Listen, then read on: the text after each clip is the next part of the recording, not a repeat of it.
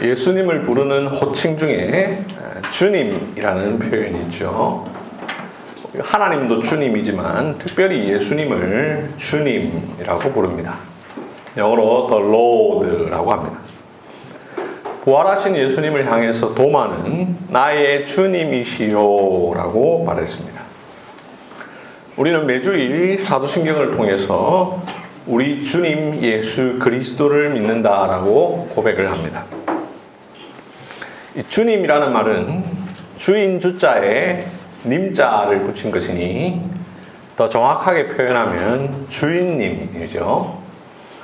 예수님은 우리 삶의 주인님이십니다.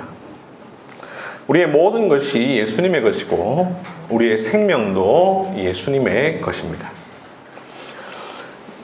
예수님을 가리켜 우리가 주님이라고 부를 때 우리는 자연스럽게 우리 스스로를 예수님의 종으로 인식하고 고백하게 됩니다.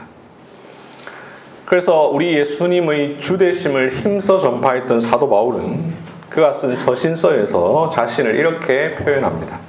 예수 그리스도의 종 바울. 예수님에 대하여 내가 종이라 라는 고백을 통해 우리는 예수님을 한없이 높여드리고 우리는 한없이 낮아집니다. 만약 그렇게 하지 않고 주님이라고 부르면 그것은 거짓 고백이요 헛된 일입니다.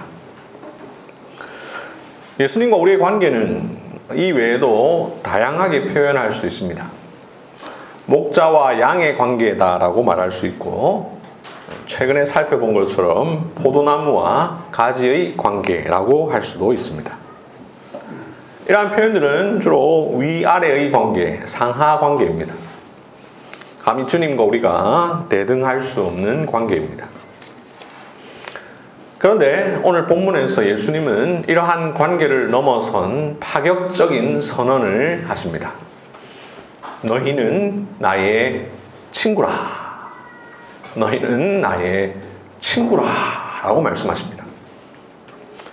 아니 어떻게 예수님이 우리의 친구가 되십니까?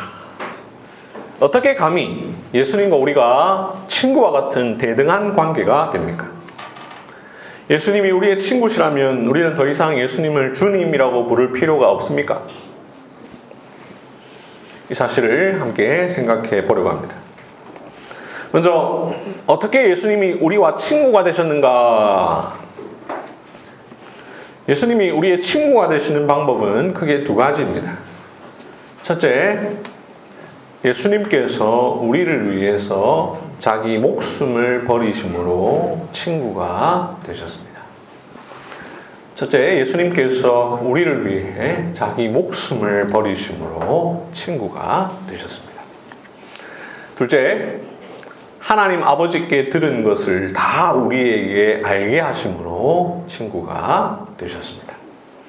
둘째, 하나님 아버지께 들은 것을 다 우리에게 알게 하심으로 친구가 되셨습니다. 먼저 첫째, 예수님께서 우리를 위해 자기 목숨을 버리심으로 친구가 되셨습니다. 오늘 읽은 본문 13절을 함께 보겠습니다. 사람이 친구를 위하여 자기 목숨을 버리면 이보다 더 큰 사랑이 없나니 라고 말씀합니다. 예수님은 이 세상의 다양한 사랑 가운데 가장 큰 사랑이 무엇인지 정의를 내리십니다. 어떤 사람이 친구를 위해서 자기의 목숨을 버리는 것, 이것이 가장 큰 사랑이라고 말씀하십니다. 왜 이렇게 정의를 내리셨을까?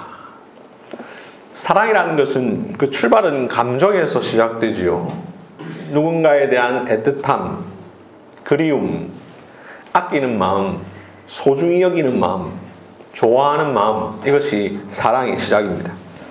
그런데 마음에서 그치는 것은 진정한 사랑이 아니죠. 그 감정을 표현해야 합니다. 드러내야 합니다. 그래서 만나고 돕고 필요를 채워주는 것이 바로 사랑입니다. 어려운 상황 가운데 있을 때 그 사람의 말을 들어준다든지, 경제적 어려움을 위하여 돈을 준다든지, 정서적 어려움을 이겨낼 수 있도록 위로를 해준다든지 하는 것이 사랑입니다. 이 외에도 다양한 사랑의 표현 방식이 있습니다. 사랑의 관계는 연인이 될 수도 있고, 자녀가 될 수도 있고, 부모가 될 수도 있고, 이웃이 될 수도 있습니다. 그런데 이러한 관계에서도 결코 쉽지 않은 것은 그 사람을 위해서 죽는 것입니다. 아무리 희생정신이 강한 사람이라 하더라도 말이죠. 왜냐하면 목숨이란 그것을 내어주고 나면 나머지는 자기가 가질 수 있는 그런 것이 아니기 때문입니다. 목숨을 주면 사실상 모든 것을 주는 것이기 때문이죠. 목숨이란 자신이 가진 것 중에 가장 소중한 것입니다. 다른 것이야 남을 위해 줄 수도 있고 빌려줄 수도 있습니다. 반면 목숨은 주기가 어렵습니다. 주는 순간 모든 것이 다 끝나고 또한 준 것을 다시 되돌려 받을 수도 없습니다. 혹 부모가 자녀를 위해서 그렇게 할 수는 있지만 다른 관계에서는 결코 쉽지 않은 것이 목숨을 주는 것입니다. 그러니 사람이 친구를 위하여 자기 목숨을 버리면 이보다 더 큰 사랑이 없나니 라는 예수님의 정의는 틀림없는 정의입니다. 이렇게 예수님은 이보다 큰 사랑이 없는, 즉 최고의 사랑이 무엇인지 그 정의를 내리셨습니다. 그런데 예수님은 이런 정의를 내리시기만 한 것이 아닙니다. 이 정의를 선언하시기만 한 것이 아닙니다. 이 정의를 몸소 행하셨습니다. 이 말씀을 하신 바로 다음 날 십자가에 못 박혀 죽으셨습니다. 제자들을 위해서, 그리고 저와 여러분을 위해서 죽으셨습니다. 이로써 자신이 곧 우리의 친구이심을 드러내셨습니다. 자신의 그 사랑, 자기 목숨마저도 내어놓는 그 사랑, 그것이 바로 이보다 큰 사랑이 없는 최고의 사랑이라는 사실을 직접 보여주셨습니다. 가장 큰 사랑은 친구를 위해 자기 목숨을 버리는 것이다 라는 예수님의 정의를 처음 들었을 때 제자들은 그냥 하나의 개념 정도로 생각했을 것입니다. 그냥 그렇구나, 맞지 라고 동의했을 것입니다. 하지만 예수님은 자신이 내리신 이 정의가 단지 정의로서만 존재하는 것이 아닌, 즉 이 세상에 사실상 존재하지는 않는 그냥 개념적 정의, 마치 유토피아와 같은 것이 결코 아니라는 사실을 친히 보여주셨습니다. 이러한 사랑이 정말로 있다라는 것을 몸소 행하셨습니다. 앞서 말씀드린 것처럼 누군가를 위해 대신 죽는다는 것은 어려운 일입니다. 할 수 있다 하더라도 부모가 자녀를 위해 하는 것 외에 결코 쉽지 않은 일입니다. 그래서 로마서 5장 7절은 말씀합니다. 의인을 위하여 죽는 자가 쉽지 않고 선인을 위하여 용감히 죽는 자가 혹 있거니와. 그런데 예수님은 우리를 위해 죽으셨습니다. 예수님이 우리를 위해 죽으셨을 때 우리는 원래 어떤 자들이었는가? 바로 앞 로마서 5장 6절은 말합니다. 우리가 아직 연약할 때에 기약대로 그리스도께서 경건하지 않은 자를 위하여 죽으셨도다. 로마서 5장 8절은 말합니다. 우리가 아직 죄인 되었을 때 그리스도께서 우리를 위하여 죽으심으로 하나님께서 우리에 대한 자기의 사랑을 확증하셨느니라. 이 로마서 5장 말씀에 의하면 예수님은 연약한 우리, 경건하지 않은 우리, 죄인된 우리를 위해 죽으셨습니다. 기꺼이 그리고 자발적으로 자기 목숨을 버리셨습니다. 그래야 예수님은 이보다 큰 사랑이 없는 최고의 사랑을 드러내셨습니다. 그리고 죄인인 우리를 친구 삼아 주셨습니다. 어떻게 예수님이 우리와 친구가 되셨는가? 둘째, 하나님 아버지께 들은 것을 다 우리에게 알게 하심으로 친구가 되셨습니다. 오늘 읽은 본문 15절을 보십시오. 이제부터는 너희를 종이라 하지 아니하리니 종은 주인이 하는 것을 알지 못함이라. 너희를 친구라 하였노니 내가 아버지께 들은 것을 다 너희에게 알게 하였음이라. 여기서 예수님은 너희를 친구라 하였노니 라고 해서 예수님과 우리의 관계를 정의하십니다. 이 말 하기 전에 이제부터는 너희를 종이라 하지 아니하리니 라고 하심으로 주님과 우리의 관계를 재정의하십니다. 그렇다면 왜 예수님은 우리를 더 이상 종이 아닌 친구로 대하십니까? 그 이유를 이렇게 말씀하시죠. 종은 주인이 하는 것을 알지 못하지만 너희는 내가 내 아버지께 들은 것을 다 알게 해주었다. 예수님의 이 설명대로 주인과 종의 관계는 그야말로 주종 관계입니다. 종속되는 관계입니다. 종은 주인이 하는 것을 알지 못합니다. 주인이 때로 종에게 어떤 일을 지시했을 때 왜 그런 지시를 내렸는지 대꾸할 필요가 없습니다. 종은 그저 주인이 시키는 대로 할 뿐입니다. 종이란 동서고금을 막론하고 주인의 소유물 가운데 하나로서 행동에 자유가 없습니다. 종은 주인의 명령에 아무 토를 달지 않고 그저 복종하고 순응해야 합니다. 그렇기에 주인과 종의 관계는 맹목적인 복종의 관계입니다.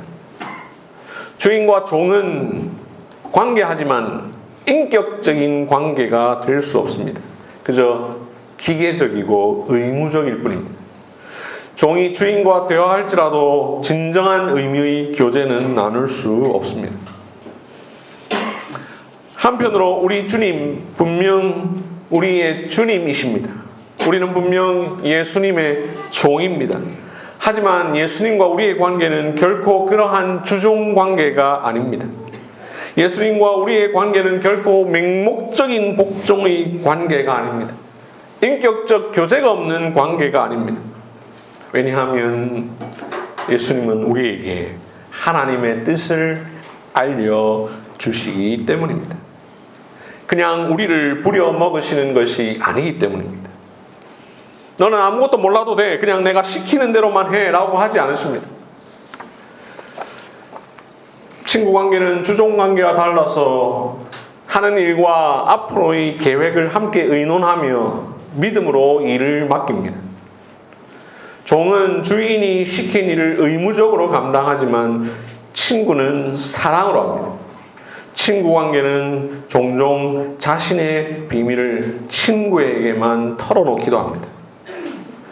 마찬가지로 예수님은 우리에게 하나님의 뜻을 가르쳐 주십니다. 예수님은 천국 비유를 말씀하시면서 이렇게 말씀하신 적이 있습니다. 천국의 비밀을 아는 것이 너희에게는 허락되었으나 그들에게는 아니 되었나니. 예수님은 그 천국 비밀, 하나님의 비밀을 자신의 친구인 우리에게만 가르쳐 주십니다. 그에 따라 예수님은 우리에게 삼위 하나님의 구속 사역의 의미를 가르쳐 주시고 하나님께서 원하시는 바가 무엇인지를 알려주시고 하나님께서 행하신 일의 의미를 가르쳐 주시고 땅끝까지 복음이 전파되어야 할 것을 알려주시고 장차 있을 종말에 관한 비밀들을 알려주십니다. 에베소서 1장 9절에 의하면 그 뜻의 비밀을 우리에게 알리십니다. 에베소서 3장 2절에 의하면 하나님의 은혜의 경륜을 우리가 들었습니다. 에베소서 3장 9절 10절에 의하면 영원부터 만물을 창조하신 하나님 속에 감추어졌던 비밀의 경륜이 어떠한 것을 우리에게 드러내십니다. 하나님의 각종 지혜를 알게 하십니다. 주인이 종에게는 자신의 의중과 비밀을 드러내지 않지만 친구와 친구 사이에는 자기의 생각을 털어놓는 것처럼 예수님은 우리를 친구 삼으셨기 때문에 자신이 가진 모든 뜻과 생각과 계획과 경륜을 우리에게 알려주십니다. 하나님 아버지로부터 들으신 것을 우리로 하여금 알게 해 주십니다. 이런 점에서 예수님은 우리를 향해 이렇게 말씀하십니다. 이제부터는 너희를 종이라 하지 아니하리니 너희를 친구라 하였노라. 15절 이 말씀은 한편으로 구약을 배경으로 하고 있습니다. 이사야 41장 8절에 보면 이런 표현이 나옵니다. 나의 벗 아브라함의 자손아. 나의 벗 아브라함. 우리 어린이 여러분, 벗이라는 말이 무슨 뜻입니까? 친구. 네, 잘 안 해요. 네, 마음이 서로 통하여서 가깝게 사귀는 사람이라는 뜻인데 순 우리말이죠. 이걸 한자로 바꾸면 바로 친구입니다. 이러한 표현이 야고보서 2장 23절에도 나옵니다. 성경에 이른바 아브라함이 하나님을 믿으니 이것을 의로 여기셨다는 말씀이 이루어졌고 그는 하나님의 벗이라 칭함을 받았나니. 야고보서 2장 23절은 아브라함이 하나님의 벗이라는 칭함을 받았다라고 가르쳐줍니다. 왜 하나님은 아브라함을 자신의 벗, 즉 친구라고 하셨을까요? 창세기 18장에 나오는 소돔과 고모라 사건과 관련됩니다. 아시다시피 하나님께서 소돔과 고모라의 죄악으로 인하여서 그 도시를 멸망시키시지요. 그런데 그 멸망시키는 일을 하시기 전에 아브라함에게 그 사실을 미리 알려주십니다. 그래서 아브라함은 하나님 의인 50명이 있어도 그 도시를 멸망시키시겠습니까? 라고 타협을 시작하고 결국 의인 10명이 있어도 멸망시키겠습니까? 라는 타협까지 이르게 되죠. 이러한 하나님과 아브라함의 대화가 시작되기 전에 창세기 18장 17절은 이렇게 말씀합니다. 여호와께서 이르시되 내가 하려는 것을 아브라함에게 숨기겠느냐. 하나님은 자신이 행하실 일을 아브라함에게 미리 알려주셨으니 바로 아브라함은 하나님의 친구, 아버지께로부터 아버지 하실 일을 들었던 친구였던 것입니다. 하나님은 소돔 고모라를 멸망시킬 일을 행동하시기 전에 먼저 아브라함에게 자신의 뜻을 알리셨습니다. 그리고 아브라함은 주께서 의인을 악인과 함께 멸하려 하시나이까라는 말로 하나님과 대화했습니다. 이러한 아브라함이었기에 이사야서와 야고보서는 아브라함이 하나님의 벗, 즉 친구였다라고 말합니다. 그와 유사한 사람으로 모세가 있습니다. 모세에 대해서는 모세는 하나님의 벗이다 이렇게 직접적인 표현은 없지만 대신 출애굽기 33장 11절은 이렇게 말씀합니다. 사람이 자기의 친구와 이야기함같이 여호와께서 모세와 대면하여 말씀하시며. 여호와께서 모세와 얘기하시는데 그것이 마치 사람이 자기 친구와 이야기함같이 한다. 모세는 하나님께서 친구와 대화하듯 이야기를 나누셨던 사람이었습니다. 하나님은 출애굽의 계획을 모세에게 미리 알려주셨고 하나님은 시내산에서 모세에게 나타나셔서 당신의 놀라운 계시를 알리셨으며 창세기 1장부터의 일을 계시하심으로 모세로 하여금 창세기부터 신명기까지 모세 오경을 기록하게 하셨으니 이런 점에서 모세는 하나님의 친구였습니다. 아브라함과 모세를 자신의 친구로 삼으신 하나님께서 이제 예수님을 통하여 우리를 자신의 친구 삼아주시니 예수님으로 하여금 하나님 아버지께로부터 들은 것을 다 우리에게 알게 해 주셨습니다. 이렇게 예수님은 나의 친구가 되십니다. 예수님이 나의 친구라 해서 예수님이 나의 주님이라는 사실이 사라지는 것은 아닙니다. 예수님은 분명 여전히 우리의 주인님이십니다. 그러나 예수님은 또한 동시에 우리의 친구이십니다. 그래서 예수님은 우리를 부려먹는 주인으로 행세하지 않으시고 오히려 우리를 자신의 구속 사역의 동반자로 대하십니다. 삼위 하나님의 구원의 경륜, 예수 그리스도의 구속의 사역, 성령님의 일하심을 우리에게 친히 가르쳐 주시고 또한 그 일을 우리와 함께 행하기를 원하십니다. 주님은 우리에게 하나님 나라의 비밀, 복음의 비밀을 알려주시는 친구이십니다. 그리하여 종에게 뿌리듯이 그 일을 감당하라고 하시는 것이 아니라 친구에게 부탁하듯 그 일을 감당해 줄 것을 우리에게 맡기십니다.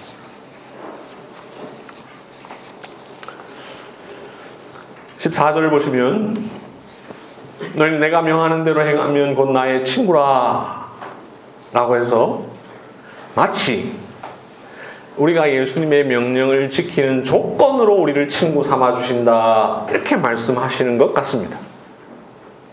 그러나 아시다시피 예수님은 아직 우리가 연약할 때, 아직 우리가 죄인 되었을 때 우리를 위하여 죽으심으로 친구를 위하여 자기 목숨을 버리시는 사랑을 보여주셨습니다. 우리가 어떤 일을 했을 때가 아니라 어떤 일을 하기도 전에, 아니 오히려 형편없는 우리임에도 불구하고 우리를 위하여 먼저 죽으셨고 예수님이 먼저 우리를 친구 삼아 주셨습니다. 그러니 이 14절 우리에게 우선적으로 어떤 조건이 필요하다라는 말씀으로 보기에는 어려운 점이 있습니다. 그러면 이 14절은 무슨 뜻일까? 우리 성경을 해석할 때 문법적으로 즉 문장 그대로 해석하는 것도 중요하지만 그와 더불어 해야 할 것은 성경 전체에 근거해서 해석하는 것이요 신학적으로 해석하는 것입니다. 그런 점에서 볼 때 14절의 문장은 문장 그대로가 아니라 뭔가 다른 의미가 있다라는 것을 생각해 볼 수 있습니다. 그러면 14절은 이렇게 해석하는 것이 맞습니다. 너희는 내 친구다. 너희가 내 친구가 맞다면 내가 명하는 대로 행하는 자여야 하지 않겠느냐. 너희는 내 친구다. 너희가 내 친구 맞다면 내가 명하는 대로 행해야 하는 것 아니겠느냐. 이런 뜻으로 말씀하신 것입니다. 이것이 일종의 유대인들의 화법이라고도 할 수 있습니다. 우리도 이런 유사한 방식으로 말하는 경우가 있지요. 너 정말 나 사랑하는 사람 맞느냐? 그러면 이러해야 되는 것 아니냐? 라는 말이죠. 14절에서 예수님은 자신이 저와 여러분이 친구 되심이 저와 여러분의 어떠함에 달려있다라고 말씀하시는 것이 아닙니다. 우리는 분명히 예수님의 친구가 맞는데 그렇다면 예수님의 계명을 지키는 모습이 반드시 나타나야 한다라는 뜻으로 말씀하신 것입니다. 그렇기에 14절은 행하는 것이 예수님의 친구가 되기 위한 조건이라는 의미가 아니라 친구라는 은혜를 받은 우리가 마땅히 해야 할 당연한 반응으로서 내가 명하는 대로 행하라 라고 하시는 것입니다.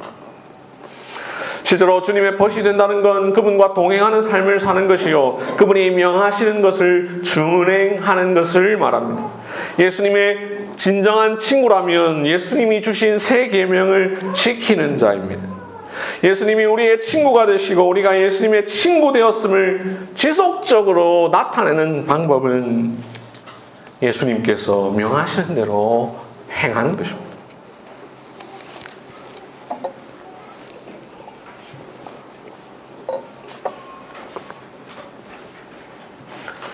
사랑하는 성도 여러분, 예수님은 나의 친구이십니다. 여러분의 친구이십니다. 예수님은 그냥 친구가 아닙니다. 친구인 우리를 위해 자기 목숨을 버린 친구입니다. 이보다 큰 사랑이 없는 그 사랑을 몸소 보여준 친구입니다. 나의 친구 예수님의 사랑은 끝이 없습니다. 우리가 슬플 때, 낙심될 때, 마음에 근심구름이 가득할 때, 우리의 눈에서 슬픈 눈물이 하염없이 흐를 때 예수님이 우리의 친구이십니다. 마음이 아플 때 큰 위로가 되시며 외로울 때 친구가 되시는 예수님입니다. 이 세상의 친구는 내가 힘들 때 욥의 새 친구처럼 대하기도 합니다. 이 세상의 친구는 때로 나를 버리고 떠나기도 합니다. 이 세상의 친구는 때로 친구라는 관계를 이용해서 결정적인 순간에 배신하기도 합니다. 그럴 때 우리는 끝까지 나와 함께 해줄 친구는 과연 누구인가? 라는 질문을 던지며 끝없는 고독과 외로움에 빠지게 됩니다. 이때 기억할 나의 친구가 있습니다. 나의 친구 예수님입니다. 이 세상에 친구가 없어도 예수님이 나의 친구이십니다. 세상 친구들이 나를 버려도 예수님이 여전히 나의 친구이십니다. 나의 친구 되신 예수님은 떠나거나 배신은커녕 오히려 자기 목숨을 버리셨습니다. 예수님은 사랑하는 친구 베드로조차 나는 예수님의 제자가 아니다라는 말을 3번이나 함으로 부인했지만 그분은 결코 우리를 배신하지 않으십니다. 온 천지가 나를 버려도 나의 친구이신 예수님은 나를 결코 버리지 않으십니다. 예수님은 그 어떤 친구와 비교할 수 없는 친구이십니다. 그래서 찬송가 291장 2절은 이렇게 노래합니다. 외로우느니 그 누군가 친구를 잃으니 그대로다. 모두 널 버려도 내 죄를 속하신 주 예수 참 친구 왜 잊었나. 모두가 우리를 버려도 우리의 참 친구 예수님이 계십니다. 예수님은 분명 우리의 주님이십니다. 우리는 분명 예수님의 종입니다. 그런데 또한 예수님은 우리의 친구이십니다. 친구이지만 또한 친구로 대하시기에 하나님의 뜻을 우리에게 가르쳐 주십니다. 마치 친구가 자기의 비밀을 친구에게만 너만 알고 있어 라고 가르쳐 주듯 예수님은 하나님으로부터 들으신 바 비밀을 우리에게 알려주셨습니다. 우리도 친구이신 예수님께만 우리의 내밀한 비밀을 말할 수 있습니다. 아무리 친한 친구 사이라도 자신의 기쁜 것까지 다 알려줄 수는 없지요. 한 이불을 덮고 자는 배우자라도 자신의 영혼의 적나라한 부분까지 다 말해 줄 수는 없습니다. 그러나 우리의 친구 예수님께는 우리가 골방에서 기도하는 가운데 토로할 수 있습니다. 우리의 추하고 더러운 은밀한 죄, 우리의 모든 죄까지도 고백할 수 있습니다. 그러니 우리의 친구이십니다. 예수님은 우리를 종이지만 또한 친구로 대하시기에 우리를 동반자로 여기십니다. 그래서 우리에게 수동적 실천을 요구하지 않으십니다. 우리를 기계처럼 다루지 않으시고 하나의 인격으로 귀중하게 대하시며 우리와 더불어 모든 것을 함께 하십니다. 그렇게 우리는 뭘 해야 하는지, 왜 해야 하는지 그냥 하라고 하니까 하는 자들이 아닙니다. 우리는 그분께서 명하시는 것을 우리가 다 인격적으로 수용해서 기쁨으로 자발적으로 행해야 합니다. 종처럼 수동적이고 의무감으로 행하는 것이 아니라 자발적으로 그리고 희생적으로 주님의 명령을 실천해야 합니다. 너희는 나의 친구다. 너희가 내 친구가 맞다면 내가 명하는 대로 행하는 자여야 하지 않겠느냐라는 14절 말씀대로 살아야 합니다. 말씀을 맺겠습니다. 친구가 없습니까? 믿고 의지할 사람이 없습니까? 우리의 친구 예수님이 계십니다. 우리의 우리의 주인, 온 하늘과 땅과 우주 만물의 주인이시오 온 세상의 주인이신 예수님이 우리의 친구가 되셨습니다. 친히 자기 목숨을 내어 주심으로 우리의 진정한 친구가 되셨습니다. 그리하여 이보다 큰 사랑이 없음을 드러내셨습니다. 그러니 그분은 진짜 친구이십니다. 자기 목숨도 주시니가 다른 것도 주시지 않겠습니까? 예수님이 우리의 친구가 되셨다 해서 예수님이 우리의 주님이 아니신 것은 결코 아닙니다. 여전히 그분은 우리의 주인님이십니다. 이 주인님은 우리를 부려먹으시는 주인님이 아닙니다. 우리와 같이 낮아지셨고 우리를 위해 고난당하셨고 우리를 위해 죽으신 주님이십니다. 아니 우리만의 주인이 아니라 온 세상의 주인님이시니 그 주님을 친구 삼아 영원히 함께 하십시오. 친구 예수님과 영원토록 동행하시기를 바랍니다. 아멘. 이제 함께 기도하겠습니다.